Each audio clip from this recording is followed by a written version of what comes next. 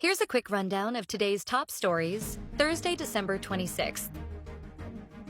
President Marcos and his cabinet are thoroughly reviewing the national budget for next year to ensure its items are constitutional. The Malacañang Palace said that President Marcos and his cabinet are thoroughly reviewing the items of the 2025 national budget to ensure that they conform to the Constitution. Executive Secretary Lucas Bersamin said that with or without the calls, the president is making sure that the budget prioritizes the main legacy thrusts of his administration.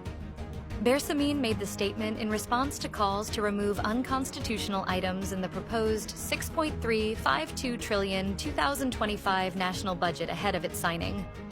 The chief executive is set to sign the national budget on December 30th, 10 days after its supposed signing.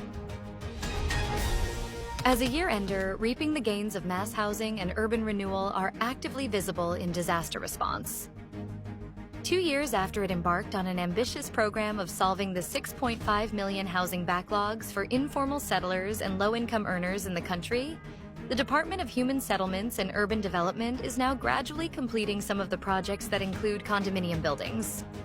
Currently, DHSUD Secretary Jose Rizalino Acuzar said that 56 housing projects are simultaneously being developed and constructed in different parts of the country.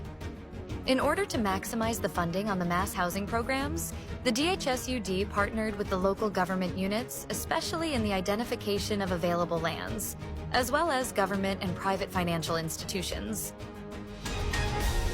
Cloudy skies brought isolated rains in Metro Manila and to the rest of the Philippines on December 26th, according to Pagasa. Localized thunderstorms have brought cloudy skies with scattered rain showers to Metro Manila and the rest of the country on Thursday, December 26th. In its weather forecast, the Philippine Atmospheric, Geophysical, and Astronomical Services Administration stated that Metro Manila and the rest of the country experienced partly cloudy to cloudy skies with isolated rain showers or thunderstorms. Meanwhile, the Intertropical Convergence Zone has affected Mindanao, while the Northeast Monsoon, or Amihan, has influenced northern Luzon. Construction sector posts a growth last October as it was driven by a surge in residential building.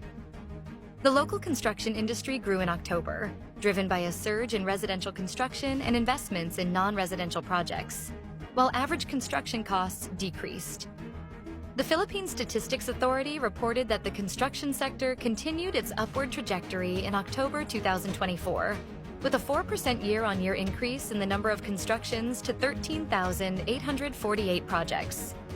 According to the PSA, this growth is primarily attributed to a surge in residential building constructions, which accounted for the majority of construction projects in October, with 9,003 projects, or 65% of the total.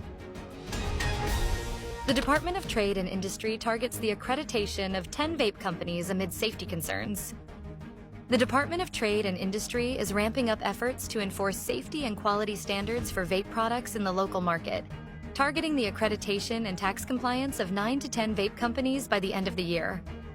DTI Secretary Maria Cristina A. Roque said during last week's press briefing that a lot of vape companies have been accredited already, and hopefully by the end of the year, 9 to 10 companies have already registered and complied with the DTI. She added that it must be reminded that vapes are being sold in the market, and those involve chemicals that could either pose health risks or be acceptable for public consumption. President Marcos rallies support for film entries at the Metro Manila Film Festival 2024. President Marcos has enjoined Filipinos to support the 10 films that are part of the 2024 Metro Manila Film Festival, saying this year's entries offer golden lessons that reflect the Filipino story. In a video message played as part of the ads before the screening of MMFF movies in cinemas, the president said the festival has been part of the Filipino culture. The Metro Manila Film Festival is an annual showcase of Filipino films during the Christmas season. The movies are screened in cinemas nationwide from December 25th to January 7th. A baby froze to death overnight in Gaza, as Israel and Hamas trade accusations of ceasefire delays. A baby girl froze to death overnight in Gaza, while Israel and Hamas accused each other of complicating ceasefire efforts that could wind down the 14-month war.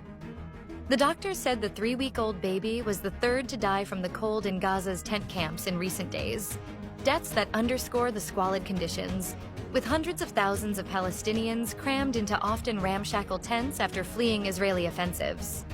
According to Gaza's health ministry, Israel's bombardment and ground invasion of Gaza has killed over 45,000 Palestinians, more than half of them women and children. The ministry does not distinguish between fighters and civilians in its count. Renowned singer Mariah Carey greets Filipino fans on Christmas Day as her song, "All I Want for Christmas Is You" continues to break records. On Christmas Day, December 25th, pop singer Mariah Carey greeted her Filipino fans as her holiday song, "All I Want for Christmas Is You" continued to break records. On December 23rd, Mariah rewrote her longest Billboard Hot 100 reign with her 17th week at #1 for her iconic holiday song. Billboard reported that the holiday carol has topped the Hot 100 chart for a third consecutive week this season.